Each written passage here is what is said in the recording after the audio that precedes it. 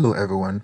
I have been observing here for a little more than a year. I am familiar with many of your stories and have been learning a great deal from you all. I have never posted because, until recently, I have considered myself reconciled. But recent events have me reconsidering everything. I have created a throwaway account to post due to potential identifiable details in my main account. Here is the abbreviated version of our story before I get to the recent stuff. D-Day was spring 2017. Wife and I were both early 30s at the time, together since undergraduate, one primary school age child.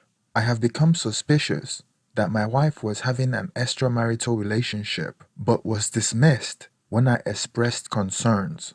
Eventually, I confirmed my fears and confronted her with evidence. She continued to try to deny, but eventually confessed, cried, and begged for forgiveness. My immediate reaction was to ask her to leave and initiate a divorce. I would describe the sequence of events that led to discovery of the affair. My wife's affair never got actual in person, but there were plans to. A few months before D-Day, I noticed my wife have been more protective of her phone, angling away from me when using it, putting it away when I walk into the room, taking it to the bathtub or shower with her. I thought it was strange, but not a huge deal. No real suspicions at that point. There was one incident that really raised my eyebrows though. We have always had free use of each other's phone. If one of us ever say, "Hey, let me see your phone," we handed it over, no questions. One day, I wanted to look up a new restaurant that I wanted us to try, and my phone was charging, so I asked to see it. She asked why, and I told her, so she looked up the menu and showed me. But she never handed me her phone, just looked at it with me while she was holding it. Combined with the other behaviors, I started to get suspicious. After sitting on my concerns for a few days, I brought it up and asked her if there was something going on with someone else. She told me, of course, there wasn't, but one of her friends was going through something very personal and sensitive, and that she was trying to protect her friend's privacy. She assured me that she loved me and would never do anything to jeopardize us or our family. It was understandably that she would want to be a good friend, so I dropped it. But that sinking feeling in my gut kept telling me that something wasn't right. The sketchy behavior stopped. Well, I thought it did, but evidently, I just made her aware enough to not be so obvious. There was another big incident that really convinced me that something was going on. I will try to be tasteful here, but I think the details are significant. My apologies if any of the details are upsetting, and feel free to skip to the next paragraph if you weren't interested in the specifics. One afternoon, we were being intimate, and she grabbed her phone and wanted to record. This was unusual, as she's really reserved and has always been slightly uncomfortable with cameras, even out of the bedroom. So this was weird, but I thought maybe she wanted to add some excitement. I asked her what the deal with the camera was. She kind of sheepishly answered that she wanted to watch herself. I was glad to see a more adventurous urge, so I went with it. She began to perform mouth and record herself with her selfie camera, and she's really into it. She normally only performs this act when I ask, but she volunteered this time and was very enthusiastic, staring into the camera and making sensual noises. When it was over, she made a big display for the camera to show that she had swallowed the result, which was something that she never did as well. I know, I'm sorry, but this video is pretty important to the fallout. So this whole thing, the camera, the enthusiasm, and other things, we are all out of character, but I didn't want to make a big deal out of it. It was obviously an enjoyable experience for me, and I didn't want to shame her or make her feel bad for being adventurous. So I just carried on like normal and kind of hoped that we might continue down that road together. But I have been with my wife since we were 20, and this is very out of character for her, and it just stoked that gut feeling I had that something was amiss. On one occasion, a few weeks after the video incident, I was about to get her phone and looked through her messages and camera roll, but I didn't see anything that shouldn't be there. Some time later, I remember that we both used the feature on our phones that automatically backs up camera pictures to Google Photos. She had a user profile on my laptop, so I logged in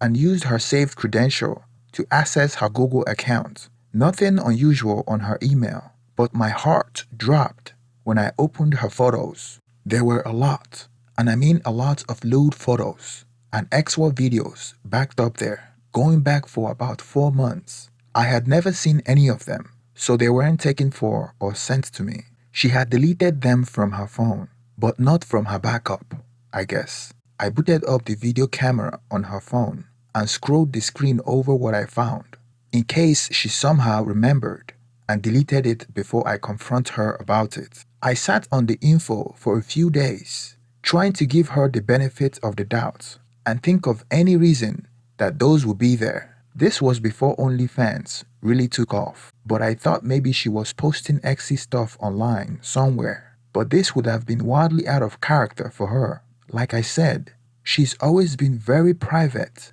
and reserved. I honestly couldn't conceive of any situation other than being involved with someone else that would account for this. I again told her that something was off with her and that I suspected that she was involved with someone else. I didn't tell her what I found, as I really hoped that she would have some explanation that would clear things up and make me look silly. She got a little indignant, telling me that we have been through this already and that of course there wasn't anything going on. I asked her again if there were anything that she wanted to get off her chest, and she again said no. I had accessed her Google account again in anticipation of this conversation, so I showed her everything that I have found and told her that she needed to explain all the extra content in her Google account. She looked a little shocked, but composed herself quickly and said that I have ruined the exy anniversary gift that she was intending to give me. Since we both have to leave town from time to time, she wanted me to have some spicy content from when we were apart. I didn't buy it. I bluffed and told her that her Google account wasn't the only thing I had access to, and if she didn't tell me the truth immediately, I would leave. She broke down crying, saying that it wasn't what it looked like. She was sorry, and that she didn't do anything, but was just being stupid. I asked her who he was, and she said he was a colleague. They met at a regional function for work late in 2016, about 7 months before D-Day. He works in the same position as she does, at a different branch of the same company. It was in another major city in our state, about 200 miles away. They initially corresponded via email about work-related stuff, then exchanged numbers. She swore that her intention was just to share professional advice and tips, since he had been in that position for several years, why she just got promoted to that position, and that initially that was the nature of their correspondence.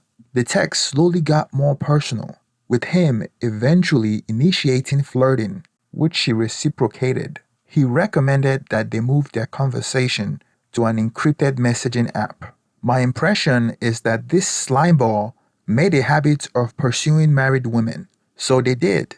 She deleted these initial exchanges, which is why I never found it, but the remainder of their exchange was still in the messaging app they used. I told her that I wanted to see it. She fought and cried and tried to get me not to look at it, but I reminded her that I was prepared to pack a bag and leave if she wasn't full forthcoming. So she opened the app, handed it over, and curled up in a ball with her head between her knees. The thread was disgusting. Very, very graphic actual messages, pictures, and videos. They both expressed excitement for an upcoming work event in the summer that would require a 2-night hotel stay, with graphic messages about what they intended to do to each other. As I'm reading all this, my mind jumps to the video I described earlier. I asked her if she sent it to him. She just started crying harder, so I scrolled up the thread until I find the video. They sent several messages back and forth about it, including him telling her how much he enjoyed pleasuring himself to it, and how hot she thought that was, and so on. Man, that really hit me hard.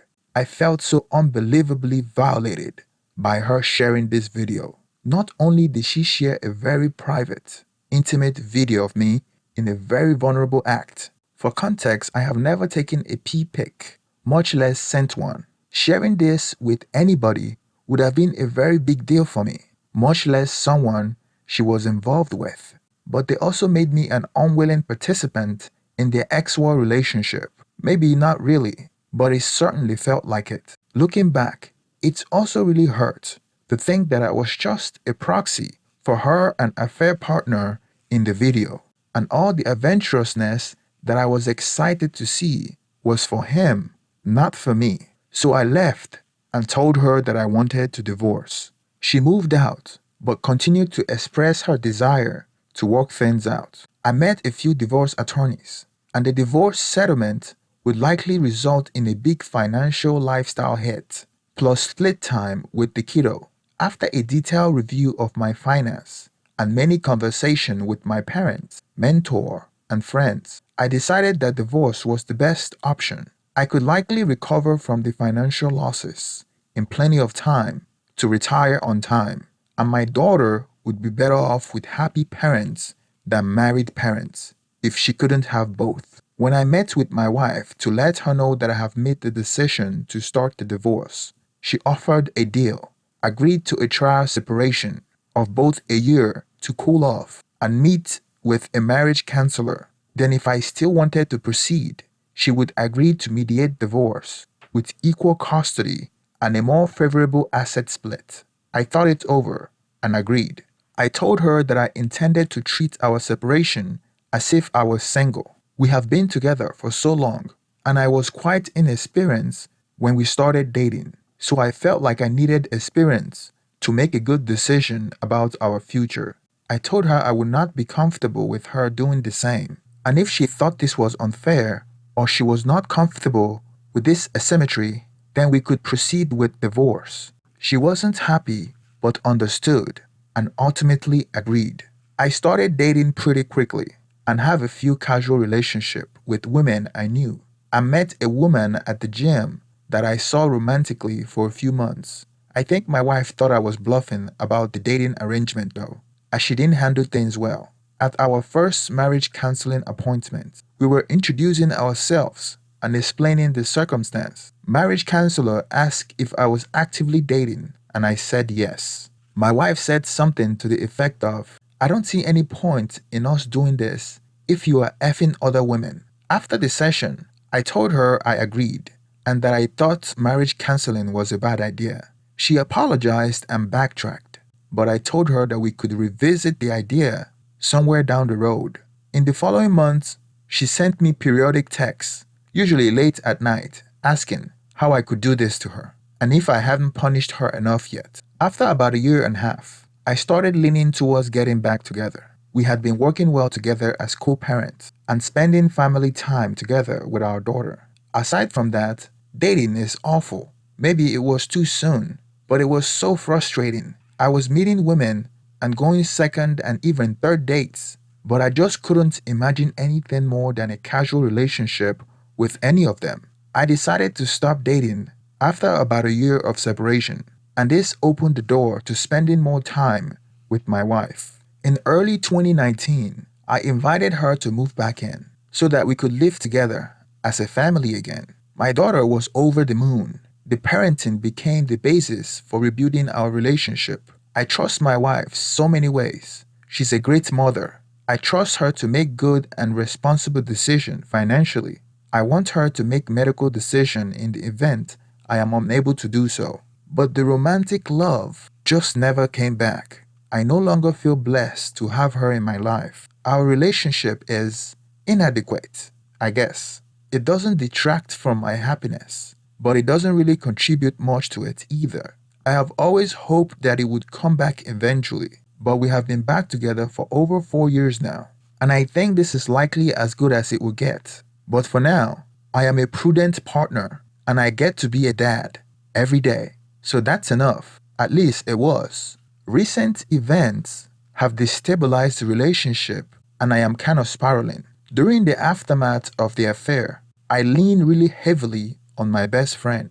We have been best friends since we were teens, and I've been there through all the major life events like graduations, weddings, birth of children, and etc. Despite both having full lives, we work out together several times a week, and he really put me on his back during those initial months of our separation, keep tabs on me daily, held me accountable to take care of myself, made sure I drank responsibly, pretty much make sure I didn't turn to a drunk slob until I got my legs under me again. Well, around Thanksgiving last year, he became very distant. He couldn't keep our gym appointments or hang out at all. But I didn't think it was that unusual with the holidays, family, and work. We all get busy that time of the year. I would text to check in, and he would respond with terse messages or a thumbs up reaction. No big deal. He needed space, and I just made sure to check in and let him know that I cared and was there for him.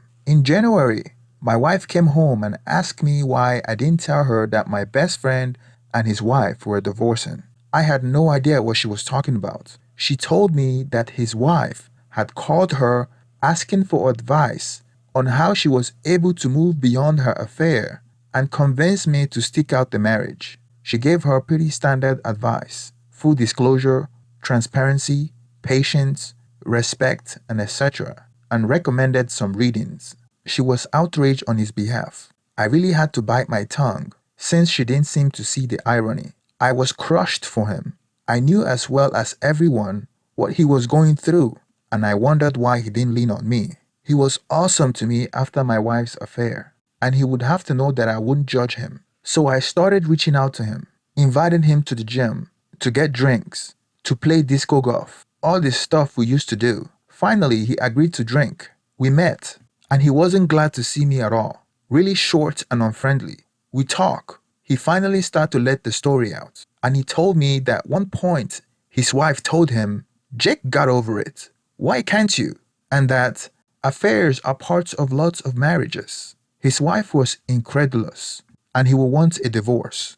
I could tell he blamed me, at least partially. It cut like a knife. The idea that I contributed even to the smallest way to this terrible fate of being visited upon by a friend hurt almost as badly as my wife's affair did. Did me staying with my wife make this more likely? Does forgiving infidelity make it more acceptable? Can I help my friend at all?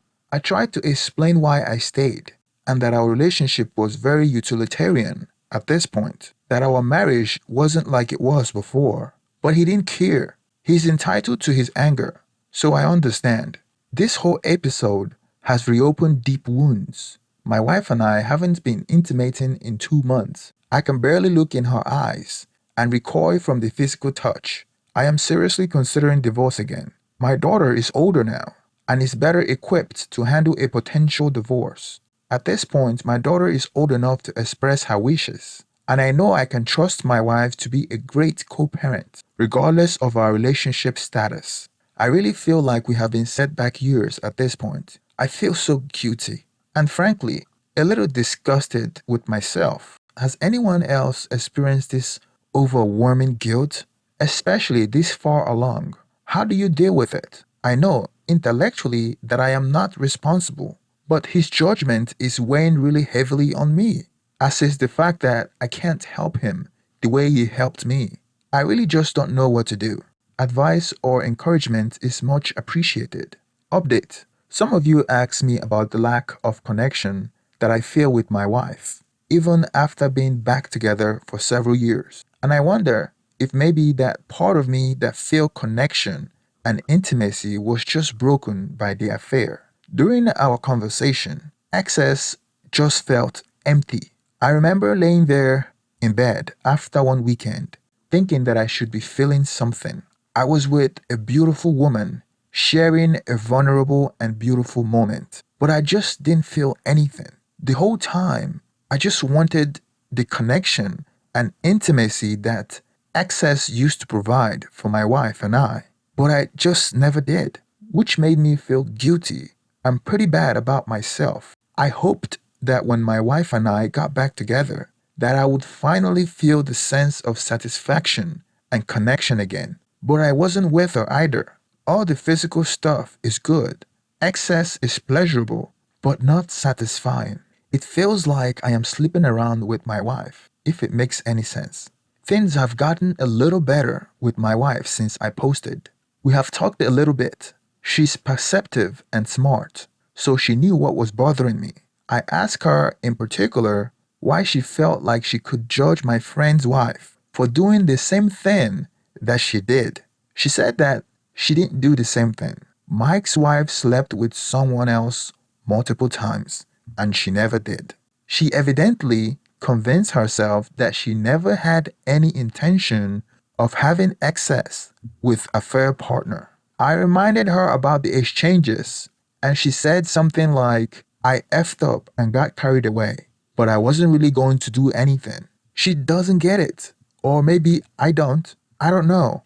On the one hand, I know our story could be much worse. On the other hand, I feel really bad, even now, but at least we're talking. Some ask about therapy as well. We never resumed marriage counseling after the first meeting, though my wife continued individual counseling throughout our separation. There is considerably baggage in my family regarding mental health treatment. My grandmother was treated very badly by mental health professionals in a much less compassionate time, so that had made a big obstacle for me in seeing anybody for myself. Not really sure how to get past that. As for Mike, I'm giving him space, like you all suggested. I texted him that I loved him, that I am sorry for what was happening to him, and that I will be there if he needed me. He responded with a thumbs up. Poor guy, I wish I could help him. Thanks again for you all for being a sounding board. I can't tell stuff like this to anyone in my life. Either they judge me or they judge my wife, and that doesn't help anybody. Advice and encouragement are appreciated again. Update. We had excess tonight for the first time since just after New Year and the incident with Mike and his wife. She had a few glasses of wine after work and initiated rather aggressively. She is and always has been a very beautiful woman, and my urge for physical release has been building significantly in recent weeks. There is also an added pressure as her affair proved that I am not a required component of her ex-life. Maybe preferred, but not necessary. So if I don't perform, someone else will.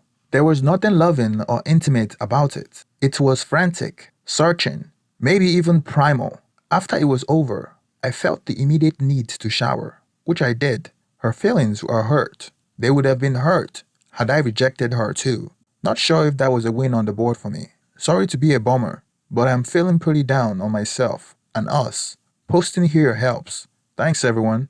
Update. So after my last post, after breaking the dry spell, and really any time I have posted, so many of you encouraged me to talk to my wayward wife. I know that you are all right about that, but talking about my emotions and needs, or really anything heavy, has always been incredibly difficult for me. My father always taught me that a man just needs to quietly deal with all the things that bother him and take care of his responsibilities because no one cares for how we feel. They only care about how useful you are to them. It's no wonder he died in his 50s. Things have been icy and awkward around the house since the last incident I posted about. I have been making myself pretty scarce to avoid the awkwardness, which is pretty easy since I work and go to the gym every day. And my daughter and I do Brazilian Jiu-Jitsu together. We both love it. And there is something going on the Jiu-Jitsu gym every night during the week and on Sunday afternoons. So she and I have been spending a lot of time together doing that, which has been awesome. Anyway, in early February, my mother's sister passed away. She lived in a neighboring state and had some family photos and heirlooms and personal effects that are important to my mother. And I volunteered to make the drive to pick those things. We had made the plans about 3 weeks ago. Wayward Wife and I planned on making the trip together this past weekend. As we were getting ready to leave for work Friday, I reminded her about the Sunday trip plans and offered to make the drive alone. It's about 4.5 hours each way, so not great, but I have made the drive there back in the days before I told her that I would handle it. She said that she wanted to go, and I told her it really was okay, that I am sure that she had more productive way to spend her Sunday. And she said that she didn't mind keeping me company, but if I didn't want her to go, she would stay home. I told her, of course, I wanted her to go, and it's not that I didn't want her to go. I just knew that it was going to be uncomfortable. I got up early Sunday morning, got our daughter settled with my mother for the day. I returned home to pick up my wife and hit the road.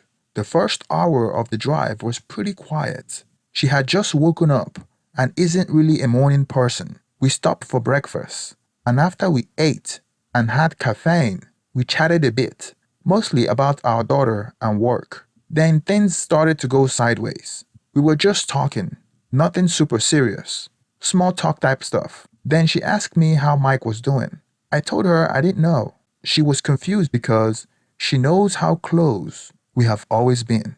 And I told her that I haven't spoken to him since we met for drinks a few months ago. She asked if something happened that caused us to fall out. And I said no, we have just both been busy and haven't been able to connect. I tried to change the subject, but she wouldn't let it go. She started to give me a hard time, telling me that he's going through something incredibly difficult with his wife's affair and the divorce, and suggesting that I was being a bad friend and that she was disappointed that I hadn't been there for him. I almost lost my temper, but I didn't. I just told her that I didn't want to talk anymore and turned up my podcast. But I knew this conversation had to happen eventually. I had always been better at formulating my thoughts in writing rather than extemporaneously, so I have been preparing for this conversation by posting here, which had been helpful, but also keeping a journal where I would write questions that I needed answers and write out things that I wanted to communicate.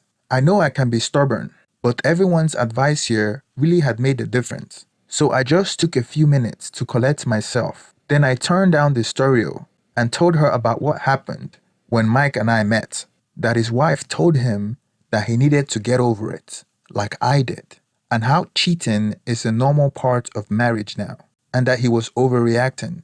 I told her how he told me that he thought she was right, at least in part, and people staying with cheaters make cheating more acceptable. And if his wife had seen my wife face the consequences of losing her marriage, that maybe she wouldn't have done what she did. I also told her how Mike's divorce and that conversation with him had opened my old wounds and had me thinking a lot about her affair and our marriage. She got somewhat indignant and defensive, like she always does, talking trash about Mike's, and once again objected to me using the word affair to describe her relationship with her coworker. This is sort of her playbook to avoid difficult conversations. So I told her to forget it, that I made a mistake to say anything, and that we should enjoy the tree and some flowers. So I turned the radio back on, and we suffered through a really awkward half an hour or so of silence. I guess she cooled off because she apologized and said that she wanted to talk. I told her fine, go ahead. She asked me if I still loved her. I answered honestly and told her that I wasn't sure. She told me that she knew that I did. I asked her how she could possibly know that, since I couldn't even answer. And she told me, love is a verb. It's corny, I know, but we are both huge John Mayer fans. And she said that she felt loved. She told me that doing what it took to keep our family intact, being a great dad, taking care of my responsibilities every day, opening our home to her even during our separation. She told me that even when things were at their worst with us, she knew that she could depend on me without questions if ever she needed me, and she always felt like she and our daughter were safest when they were with me. She said all those things were acts of love, and as long as she felt loved by me, then I was loving her. Then she asked me if I thought she loved me. I told her that I knew she did, that her life would likely be easier if she decided to leave, and that love would be the reason why she had continued on with me. But I seriously questioned how she could love me when she jeopardized our family during her affair. I told her that there must be some insufficiency with me that caused her to become involved with someone else. and I couldn't understand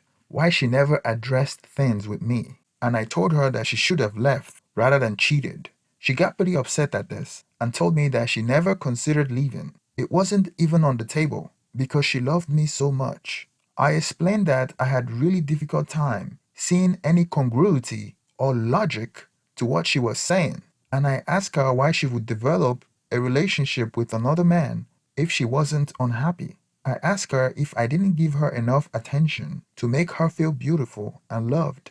She said that I didn't do anything wrong, but that she just started to take those things for granted from me. We have been together so long that as part of the status quo, that maybe I did all those things for her out of some sense of duty or obligation. She also said that she always been a bit insecure in our relationship, that she always noticed the attention I got from women, and that it made her feel a little bad about herself, like she wasn't anything special to me. If she wasn't there, I would have had a lot of options. That was one of the things that drew her to her affair partner. He was a good deal older than us, short, balding, pudgy, pretty much the physical opposite of me in a lot of ways. She said she saw pictures of his wife. She was rather average looking, middle aged woman. Nothing wrong with her at all. But my wife was younger and more attractive, and she felt like something special to him. So his attention made her feel really good about herself, that she really enjoyed the lustful,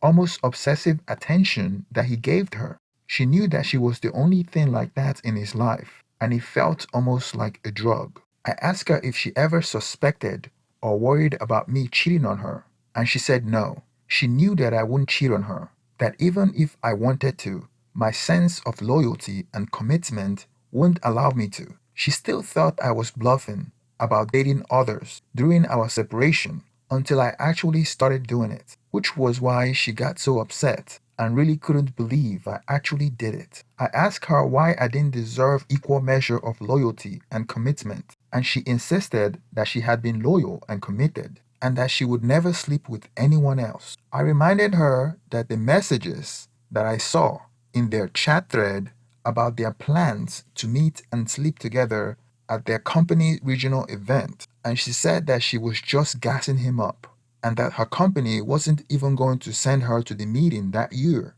I guess it was a rotating thing who would go from year to year. She just had to keep him believing to keep the supply of attention coming. I asked her if she was attracted to the AP, and she laughed and said no. I told her that what she was saying didn't make sense to me, that it seemed to me that all of these things she was saying could not be true at the same time. She compared her texting relationship with P graphic use, that a man might watch PRN to build his sexual energy and excitement in anticipation for excess with his partner, but that doesn't mean he doesn't love his partner or would rather be with someone else. She said that was basically what she got out of her affair partner. She felt exy and got excited by all the attention that she got from him. And then she enjoyed XX with me that much more because of it. She asked me to think back to before D-Day and how intense our relationship was then and how much assertive and enthusiastic she was. She said that the affair just helped her feel so good about herself that she couldn't get enough of me. She said none of that had anything to do with him. These are evidently all the issues that she's been working on in therapy. I have never done therapy. Therapy things have been a big struggle. There's a pretty serious history of mental illness in my father's side of the family. My dad suffered pretty significant mental illness, but he functioned okay most of the time, with only periodic outbreak of delusion. His mother, however, was much worse and had to be institutionalized several times since she was a legitimate threat to family and herself. She was going through the system in the 60s and 70s, and the profession's understanding of mental illness and people afflicted was not what it is today. So my dad grew up seeing his mother treated very, very badly by doctors and hospitals, and that passed on through me. He was always afraid. He never wanted to see a doctor. I was always afraid that my dad was going to be taken away from us when he had a flare up. And so I guess I just always view mental health professionals with distrust. Fortunately, I don't suffer the same issue my dad and grandma did, and I am past the age where I would expect to see symptoms appear. I think that's why I was so quick to bail out on marriage counseling after just one meeting. I was looking for a reason. I had two initial meetings with therapists for myself, and I was just so ill at ease that I didn't go back. I am not sure how to get over all this baggage. Therapy would probably help, so she just could be telling me what she thinks makes her look better. I don't know. At about that point in the conversation, we arrived at our destination. We gathered my aunt's things and hung out with my uncle for a couple of hours. It always feels strange going through someone's possessions after they pass away. I noticed it first when my father passed away. All their things are with you, but they aren't, and their whole lived life is just boiled down to their stuff. And so many things that seem like there would be no reason to keep, but that they had reasons enough for, but we would never know what it was. Things were somber on the way home. Going through my aunt's stuff was difficult, and we were both digesting a lot of what we talked about. Plus, it was a very long day, and we were both very tired by that point. We talked a little more about our relationship and the possibility of going to marriage counseling. I am still reluctant, but told her I would give it some serious consideration. I really don't know what to make of this stuff about her affair and affair partner. Do I believe it? If so, does it make me feel better or worse? I don't know yet, but at least we talk more substantively than we have in a long time. I think driving helped, since we didn't have to look directly at each other, kind of like a confession booth. It feels much better having some of the cards on the table. Maybe we can start moving forward together now. Whether it meant a better marriage or a divorce, at least it's progress. I am encouraged though, because we both pushed through the discomfort to have the conversation. I didn't shut down, and she got over her defensiveness. And both of those things have always prevented conversations before. Maybe I'm part of the problem with her minimizing things. I am not saying that what she did wasn't that bad.